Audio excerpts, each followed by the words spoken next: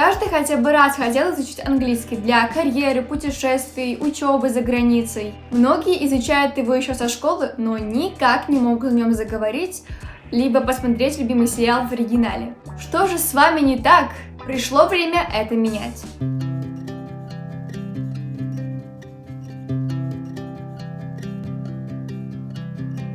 Bonjour, mes amis! Добро пожаловать на мой канал! Сегодня я расскажу то, что вам никто не скажет.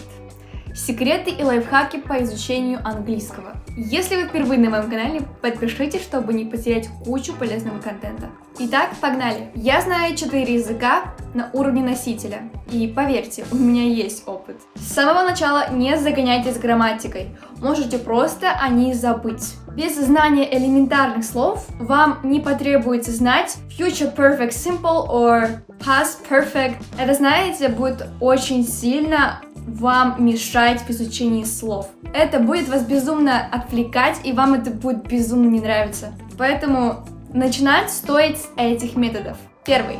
Перевод не всегда лучший вариант. Я перестала переводить слова с английского на русский. Возможно, это покажется странным, но это безумно логично. Ибо когда вы переводите слово дословно с английского, как оно означает, в таком случае вы запоминаете слова, а не фразы, и как построено предложение в английском языке. И так получается, что вы подставляете под русскую грамматику английские слова. И получается очень неестественно. К примеру, в английском есть определенная форма, там, например, я делаю что-то. Но в русском вы можете сказать делал я когда-то, либо когда-то я делал, и это полностью правильный вариант, ибо это русский язык, ребят. В английском так не работает. Даже я, которая смотрю фильмы на английском в оригинале и говорю со своими друзьями на английском, не знаю очень много слов. И когда я слышу речь какого-то человека, то я должна понять не каждое его слово, которое прозвучало с его уст, а смысл, который он хотел до меня донести.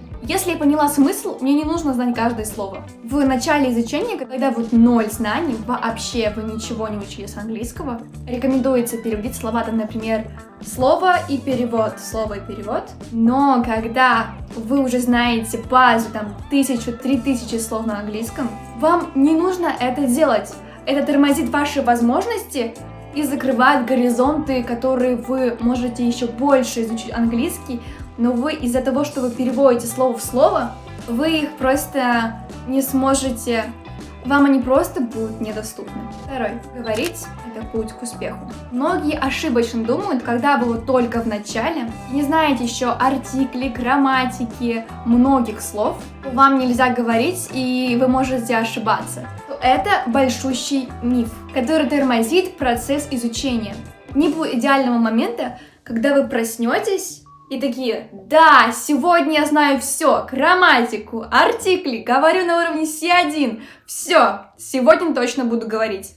Нет, такого не надо. Нужно начинать с самого начала, вот с самой подставы. Вы вот только начали изучать, уже понемножку такими маленькими предложениями, например, я сегодня покушал, да, например, либо я иду ложиться спать. Простые фразы, но уже проговаривайте.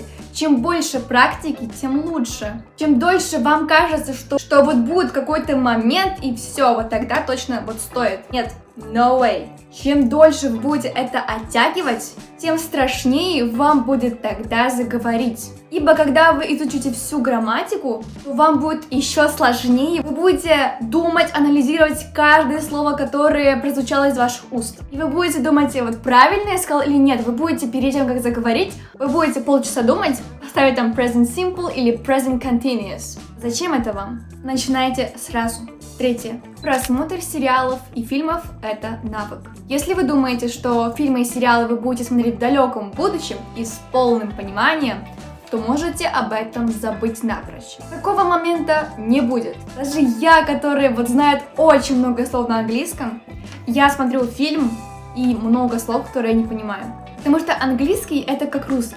Очень богатый словарный запас. И невозможно запомнить 100 000 слов и постоянно все их помнить. Это просто невозможно. Даже носители используют только 3-5 тысяч, которые используются в быту. Не нужно знать миллион слов, чтобы все идеально понимать. Зачем? Этого не нужно. Четвертое. Язык как фон. Наш мозг так устроен, что мы воспринимаем некоторую информацию несознательно. Даже когда мы спим, мы уверены в том, что наш мозг тоже спит. Но на самом деле, даже в состоянии сна наш мозг слышит импульсы, звуки подсознательно. Эти звуки, например, могут силлюстрировать нам сон. Это полезная фишка нашего мозга, которая очень может помочь в изучении. К примеру, занимаясь любимым делом, вы можете параллельно слушать музыку на английском, либо смотреть фильмы и сериалы. То есть превращая музыку, видео в фон. Так вы занимаетесь любимым делом, и еще и плюс получаете новые слова. И даже когда вам кажется это безумно бесполезным, на самом деле наш мозг улавливает импульсы. Когда вы увидите новое слово и просто на него посмотрите, то вы уже подсознательно можете знать, как оно читается. Потому что мозг запомнил то слово, и теперь он его увидел. И сделал, знаете, такой пазл. И так вам будет легче это произвести. И чем чаще вы слушаете что-то подобное, тем легче вам будет потом. 5. Повторение – лучший способ изучения. Как часто вы замечаете, что когда вам попадается какая-то реклама на ТВ, либо в YouTube, уже на 3-5 раз вы помните, о чем она будет, кто главные персонажи и что они будут рекламировать. Бывало же? Это и есть один из самых устойчивых методов запоминания информации. Точно такой же трюк можно проделать в изучении языка на пользу себе в будущем, нежели деградация с этими рекламами. Самым лучшим решением будет сесть в теплой, уютной атмосфере, укутавшись пледом, и вот просто сесть и писать. Можно не слова, лучше всего запоминать английский фразами. Например, фразы get up, get in, потому что каждая фраза означает совсем разное, смотря вот именно какая с чем. Либо какие-то идиомы, к примеру, piece of cake, либо идиома under the weather, что означает чувствовать себя плохо. Вот, к примеру, как я писала, вот так вот по типу много-много слов и фраз. Пишите эти фразы, и если у вас есть какая-то ассоциации с кем-то, либо с чем-то. Рисуйте, не знаю, например, там человека, который просто как-то мультяшным видом, не знаю, либо кота, например, который разбил вазу.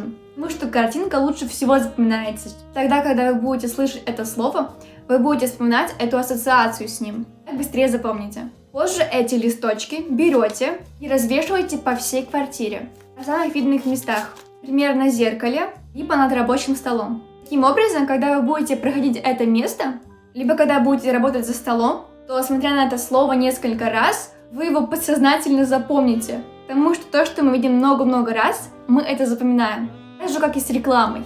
Реклама – самый явный показатель того, что это реально работает. С вами была Мисс Джонсон. До скорого!